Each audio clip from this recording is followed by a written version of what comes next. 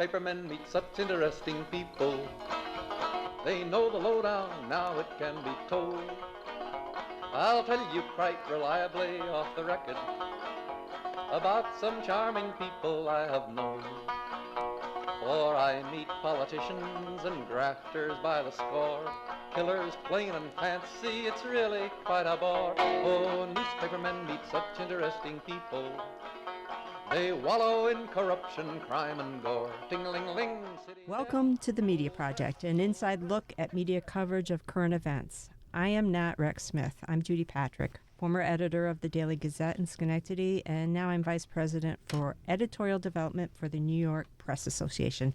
With us today is Barbara Lombardo, former editor of the Zaratogian and adjunct professor at the University of Albany, Daily Freeman publisher emeritus Ira Fussfeld, and media project producer David Gustina is back with us. Thank you all for being here today.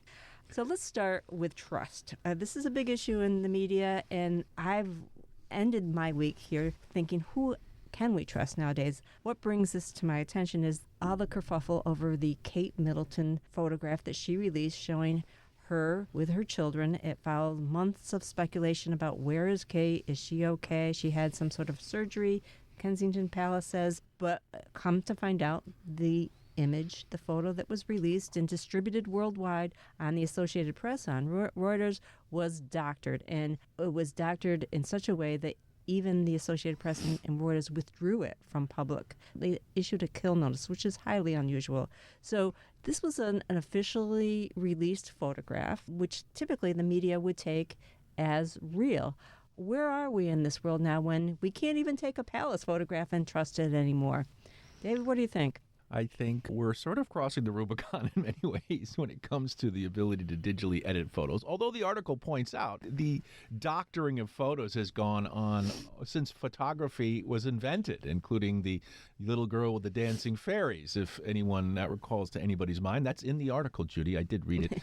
But the whole point is that they come down to this, what is a photo anymore? And if we've lost trust in journalists and journalism and some of our other institutions, now seeing is no longer believing. And that's one of the things that you would say was the most trustworthy. Here's the picture, can't lie. There's something going on here that's beyond journalism and beyond how this picture was handled specifically. Because this whole health issue with the royals, with the current king has cancer, they've announced that, but they don't say what kind of cancer other than it's not prostate cancer. And now you have Middleton who goes in for abdominal surgery and is not telling anybody what kind of surgery it is. The whole thing is mysterious. I saw something online that brought in a potential rift between the prince and the princess. Who knows if that's accurate? But the English people spend a lot of money on their royals, and they don't want to lose their royals, but they do deserve more honesty and transparency than they're getting here. I see this through a slightly different lens, I think that this was an innocent error of judgment on the part of Kate Middleton, that she is putting out a photo and that she is used to doctoring her own photos to make she wants a nice family picture to release to the public.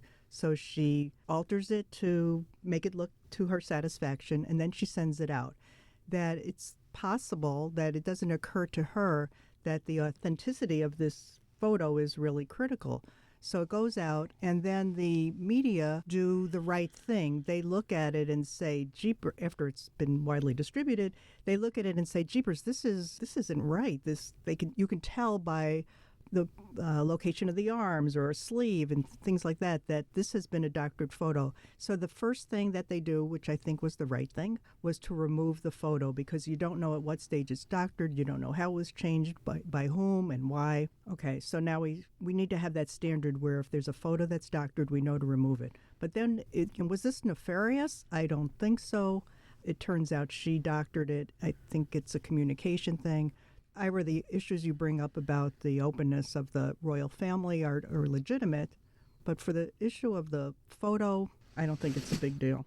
You're very trustworthy on this, Barbara. It's not like you. I haven't heard anybody use the word jeepers since a Mickey Rooney, Judy Garland movie in the 40s. But the photo itself has spawned so many conspiracy theories that even the White House Press Secretary Karine Jean-Pierre was asked the question, does the White House doctor any photos? I mean, we in the news business, we have taken provided photos, as we call them, and published them for decades. How reliable are they? How reliable is anything that we receive, any video?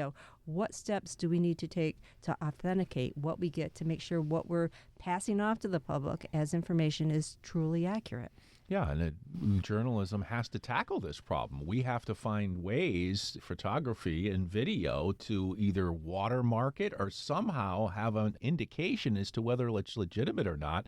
You can see why Charlie Warsaw wrote in The Atlantic, experts have reasoned that technology might become so good at conjuring synthetic media that it becomes difficult for anyone to believe anything they didn't witness themselves. And people don't believe things they saw themselves. That's right. I mean, even eyewitness reports are the January most 6th insurrection, you watched it on questionable. television, and now the collective amnesia that you called to our attention last week. right, Judy. and former President Trump is now maintaining that some of the statements that are being aired allegedly that he made, he did not make, that were in fact generated by artificial intelligence when they were in fact said by Donald Trump. I expect we will see far more of that going forward. Yeah, and it's already, all of it's muddled because it started with this idea that he was accusing the media of being fake.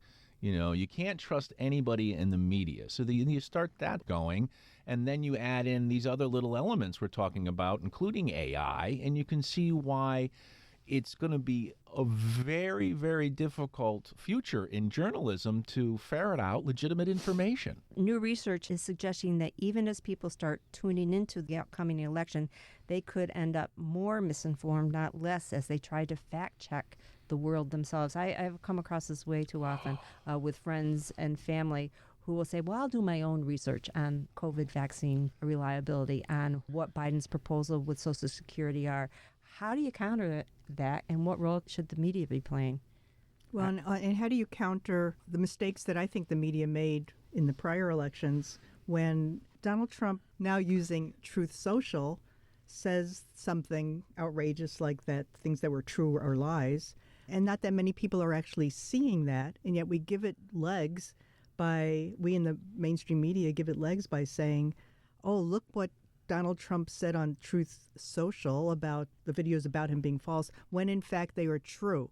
And so we're wasting, I think we're giving him more free publicity. He says is not, and we say is too, and he says is not. I don't think that serves a purpose. It's just, should the media be doing that? Which part? The correcting, taking what he says on Truth Social, telling the public what he says, and then saying, but his claims are false. How often should you do that versus just ignoring it? Well, you should certainly do it when he's live on the air, like CNBC did not, and allowed him to spew lie after lie after lie and did not check him at all. Meanwhile, you see people like Seth Meyers and Jon Stewart and others who go through each and every allegation over and over and over again. And it's overwhelming. It really draws the perspective that we have forgotten a lot about what went on during the Trump years. CNBC interview reminds us of the fact that you really can't air Trump live. You have to interview him and then edit him. I agree with you about the late night talk show host doing a pretty good job of stringing these things together and reminding the American public about what he says and how he says it. Although I will take exception to Jimmy Kimmel and reading the Truth Social post. That was fabulous. It drew attention to him. It gave him the attention. And I know he had a joke at the end, but it was a short joke. Wasn't that great a joke. You disagree? Well, it wasn't that great a joke. But it was while it was happening now, and I think it was appropriate for that moment.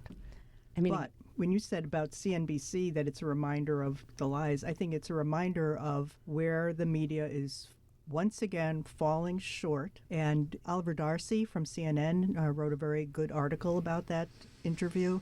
You would have thought that it was the Joe Kiernan's first day on the job, that he just got sucked into letting Trump ramble sounded like a newbie reporter, but he got stepped all over, and nobody forced him to be in that position. So he and his bosses at CNBC are culpable, and the more that happens, the worse off the public is going to be. And Barbara, even when it's not live on the air, when it's a report that comes out, like Ben-Hur's report, and we have time to read it, and then we go right to this one comment, which many have argued was inappropriate, about Biden, his memory, and a feeble old man, try to make good. We find out that when you really read through it, there is an equally positive comment about his photographic memory to remember his house. So, even when we have time, because we see that that's a hot story, maybe we cover the memory issues or the dementia issues rather than putting it in full context. Right. They released it late in the day, and the reporters were anxious to get a little piece of airtime in the prime time, and that's what happened with that. And it reminded me of the Bill Barr press release about the Mueller report back in the day, Right. where people just seized on this one part, and it really mischaracterized the report and its findings. We did not learn that lesson, and I'm not optimistic that we'll learn the lesson going forward. Thus, why then so many people were shocked at the State of the Union after this 24-hour pummeling of President Biden and his memory. And is he going to make it to the next election? He's going to have to pick someone else to run for him at the convention. And then all of a sudden he comes out, oh, look, it's not what they've been saying at all. That's what the follow-up headlines said in essence, like, quote, Biden, not as lame as depicted, transcript shows. And it does not have the power of the initial report. Bill Maher said, proof of life. Yeah. Ooh, that's kind of clever. Well, I'm going to get back on my horse, and bearing in mind that the name of this program is The Media Project, we in this room and others in other panel discussions that I've been a part of, the operative phrase is the media screwed up, or the media should be doing this way, the media should be doing that way, or here's how the media handled it. And my argument is use the word some. There's no one thing as a media anymore.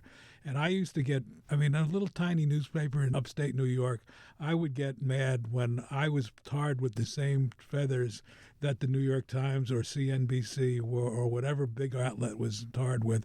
We're different. There are any number of media outlets out there, and we need to be careful when we castigate the media as a collective entity. But it's true. Hang on a second. I just want to say, Ira, I'm really sorry. Well, You're so right. It's true, but there are some media outlets that are far more powerful and drive the conversation. I think cable news outlets do that. I think national publications like New York Times and the Washington Post do that, and oftentimes the smaller publications will follow that lead. Well, or AP as well. They'll put the AP stories on the I'm front not page. sure. I think when people use the phrase the media, they refer to the cable news outlets. I think that the most exposed part of the media, it's where many people get their news now, social media aside. And that's, in my view, is when they talk about the media, they're talking about MSNBC, CNN, Yes. or Fox News. And let me just add to that, Ira, because, Fox to the right, Yeah. MSNBC to the left, CNN was sort of seen as a little bit more toward the middle. Then you can pick your other publications, including online publications that serve the left and the right and the middle. And these are different. You have to really go organization by organization. Now jump down to a regional organization like WAMC or a local organization like the Daily Freeman. There are different practices. Even though we are all sharing journalism, we're not all covering it exactly the same way. I'll consider myself reasonably chastised by Good. my former colleague. I'm not your boss anymore. You don't have to. That's right. As the editor of a paper that was even smaller than the Kingston Freeman. However, people who are readers have a similar disdain and distrust of the media, no matter what the size. And they have issues with the local media as well as the big guys. There's always been a little bit of that, but I think Pew Research has done some studies that show that at least they have more trust in their local newspaper, their local radio station, and their local television station than they do in the national media, in part because oftentimes they know the local reporter. They know the owner of the paper. So there's a little bit of trust there. Yes, I think the studies have also shown that while journalists consider themselves the watchdog of the people, that the kind of description that they could have just taken out of my own diary of what we're trying to accomplish here, that we have civic pride, we're trying to do the right thing, and yet there's skepticism on the part of the public that we're really just after our own good, we're not really looking out for their good. depressing. Can I take a moment to recognize the fact that we're taping this in the middle of Sunshine Week? And so Sunshine Week is we in the media, I tend to hate weeks. It's appreciate your dog week. But in this case, I make an exception. Sunshine Week is meant to celebrate the efforts of the media and everyone makes about how important transparency is when it comes to government. And it helps people make better decisions. It helps people understand more why government is doing what they're doing, but it is increasingly coming under attack. It's harder and harder for news media who are stressed by lower workforces to actually push for the transparency that our society needs so often. So Skies are cloudy? Skies are indeed cloudy when it comes to the Sunshine Act. Oftentimes our only recourse to getting information we need is to go to court, and it's often just far too expensive, especially for a newsroom that is really financially stressed. When I have an argument with my wife, I'll say to her, to cut off the argument, you'll miss me when I'm gone. And that's what you're seeing now, even in the smaller communities, or maybe especially in the smaller communities, where there are no reporters covering these town board meetings or other municipal meetings. And there have been studies that have come out that show that the unattended by reporters' meetings, more money is being spent or more things are happening that the public is never going to find out about. And talking about transparency and sunshine, even if they intended to be transparent, there's nobody there to report on what's going on. And even if you make a Freedom of Information request, a FOIL request, you could be delayed for years. There's tactics that they use to get around ever getting you the sunshine in time. And I've experienced what you're talking about, David. But beyond that, there are also the times when a news organization is going to end up going to court to fight for the records that they believe are public. And when it turns out that they are public, there are laws now that reimburse the entity that's suing and force the government entity to pay up for the lawyer's fees to cover the cost of having to bring a lawsuit that they shouldn't have had to bring in the first place. And there was a story the other day that more than $1.6 million in attorney's fees were paid by local governments. It doesn't say which local governments, but say that's nationwide. I don't know how that was spread out. So that's a lot of dough. What do the taxpayers think about that? So let's go at it a little bit, Ira. I think that it could be a campaign pitch for people to run against incumbents in small communities to say, hey, this guy refused to give information that the public should be able to see, and it cost you, the taxpayer, $1 million, $100,000, whatever it is, that they should be told that and that it could help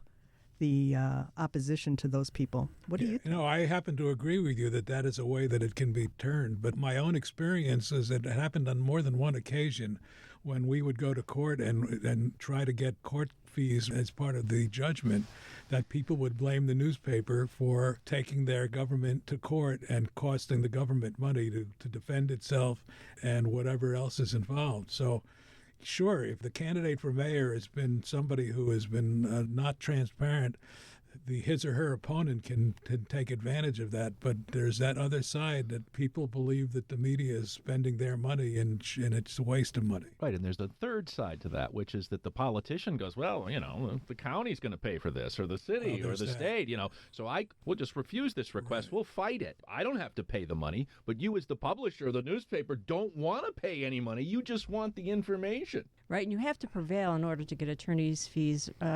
It's not easy. And it's not easy to prevail, and you have to put up the upfront cost. And again, most news organizations, especially local ones, do not have the wherewithal to do that. When I was doing editorial interviews with candidates, I would always ask transparency questions or open government questions, but it's not an issue that politicians usually run on, and it's not one that resonates with the public, and it should. I don't think most people understand how important it is. Can you call on me, teacher? Yeah, there is a politician in New York State who ran on transparency, and her name is New York Governor Kathy Hochul. She said she was going to have the most transparent administration yet in New York State. And yet, I can't seem to find any press contacts on her website, and we don't get timely responses from her press people. Strange. we can be in dark times when it comes to public transparency, I think, at all levels of government. And it doesn't seem like it's going to get much better. I think New York State's freedom of information law should be overhauled with more levers that the media can pull to get the information that the public is rightfully entitled to. Well, the lawmakers themselves are often the worst at keeping themselves not transparent. Yeah, and they're not going to pass the laws to do that. Right. The law in many cases applies to everybody except the legislators themselves. We also need to address this TikTok effort. As we sit here, a bill that would require TikTok to divest itself of ownership by the Chinese Communist Party has been passed by the House and is going to the Senate. But there's a lot of talk about whether or not that's a freedom of speech issue. What role should the government take in requiring TikTok to divest itself of ownership? Have we seen this? And at the same time, we see in Britain a move to deny Jeff Zucker and his Emirati backers to acquire London's Daily Telegraph. So what role should the government play, if any, in regulating who owns media companies? Well, it's a tough one. I happen to like TikTok as a user. I've decided that I'm the oldest user of TikTok, but I do think that there are First Amendment concerns here. I think that people, like with anything else they read or absorb or watch or listen to, have to do so with a critical eye so that they're not being suckered in, and they should be looking for second opinions if something strikes them as odd. Beyond that, the content itself is secondary because the Chinese government has the ability to gather information about us that perhaps we wouldn't want to have gathered about us. I happen to not want to wave the white flag about this, but I suspect that my information is well out there on any other number of online apps. So it's a long answer to saying I don't think this bill should have passed. Yeah, I think they're singling them out, when it comes to social media and the damage that social media is doing, as some argue, I think appropriately, to children, especially teenagers and young girls. It's not just TikTok that is responsible for that. It's more than that. As far as the issue of China tracking us, I think that's a legitimate thing to be worried about for sure. But, how many Russian bots have been doing the same thing that they did in the 2016 election? We've got these kinds of things we need to worry about coming from all directions.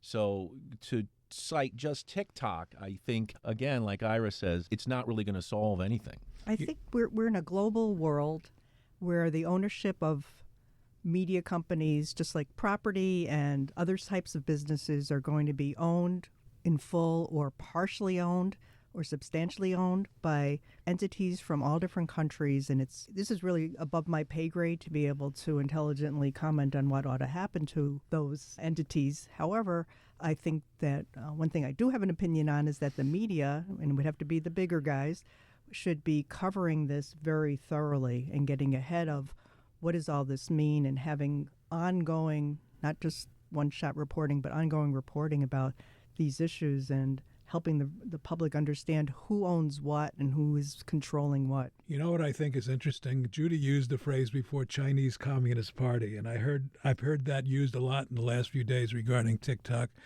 The use of the word communist had essentially gone away. It was the Chinese government or with Beijing, whatever you want to call it. All of a sudden, and I mean, it's not blaming Judy. This is widely discussed as an issue now between the United States, Congress, TikTok, and the Chinese Communist Party. I thought that word had disappeared. That is interesting. Reminds me of the Republicans who will talk about the leftist, the radical leftist democratic socialists. Well, and talk about the redefinition of words, that socialism in many ways for the Republicans, the conservative Republicans, equates to communism. We need to be mindful that TikTok has become an important source of news and other kinds of information for a large portion of our population. Also, it can be valuable. I draw your attention to Jonathan Katz. He's a former AP reporter he's an independent journalist, so he's out there on his own. He's the one who uncovered Alabama Senator Katie Britt's misleading information that she included in her response to the State of the Union. He put out a TikTok video that clearly showed what she was saying about the woman who was sex trafficked by Mexican cartels. And that 12 years ago, he clearly explained how this was wrong, misleading, had no relation to Joe Biden's administration, had no relation to what was happening at the border. Citing her own words, the woman's own words. And it just shows So it was TikTok where that was. it was this independent journalist. The mainstream media did not pick this up. He said, I don't know why nobody else picked up on that, because the big detail that got my attention was that she says that the trafficking had started when she was 12. And well, Joe Biden's only been president for 3 years. And so it made no sense. It was during George W. Bush's administration. So why was it an independent journalist on TikTok that found this out? I mean, let's not give short shrift to TikTok. Why is it the comedy show hosts go back and pull out the clips of them saying the opposite that they're saying now 5 years ago? Because the media is doing a lot shorter drops of news, and they're not really connecting the news together from the past to the present. Before you are rightfully chastised by Ira, I would warn you not to The media. brush us all with the one brush. Well, I see that quite frequently. I don't see a lot of the follow-up. Maybe some of the bigger, like the New York Times and others, do. But there's not a lot of that in the moment where they say, well, wait a minute, you said this over here. Why are you saying this now? Yeah, in the wake of that rebuttal speech and all the criticism that the senator received, including from many Republicans and conservatives, who did she blame? She blamed the media. And again, like Trump, who we discussed before with the AI, people heard the speech. They saw it. To the extent that they could stomach watching it, they saw it. And now she's saying that I didn't say what you heard me say. Well, on that note, that's all the time we have this week. Oh, yes. Thanks to Barbara Lombardo, Ira Fosfeld, and David Gustina. I'm Judy Patrick. Thanks for joining us. We'll see you next week on The Media Project. People, like the richest girl who could not bake a cake. Ting-a-ling, ting-a-ling, ling-a-ling-a-ling. Now newspapermen are such interesting people. They used to work like hell just for romance. The Media Project is a national production of WAMC, Northeast Public Radio. This week's projectors include Judy Patrick, former editor of the Daily Gazette and vice president for editorial development for the New York Press Association; Barbara Lombardo, the former editor of the Saratogian and a journalism professor at the University at Albany; Ira Fusfeld, publisher emeritus of the Daily Freeman; and me, David Gustina, producer of the Media Project, will also sit on the panel this week. Look for program number 1708. You can listen to the Media Project anytime at WAMCpodcast.org or anywhere you get your podcast. Thanks for listening. Now publishers are such interesting people. Their policy's an acrobatic thing. They claim to represent the common people. It's funny, Wall Street never has complained. Ah, but publishers have worries, for publishers must go to working folks for readers and to big shots for their dough. Now publishers are such interesting people. It could be prostitution, I don't know. Ting-a-ling-a-ling, circulation, ting-a-ling-a-ling, advertising, get those readers, get that payoff. What a headache, what a mess. Oh, publishers are such interesting people. Let's give 3 cheers for freedom of the press.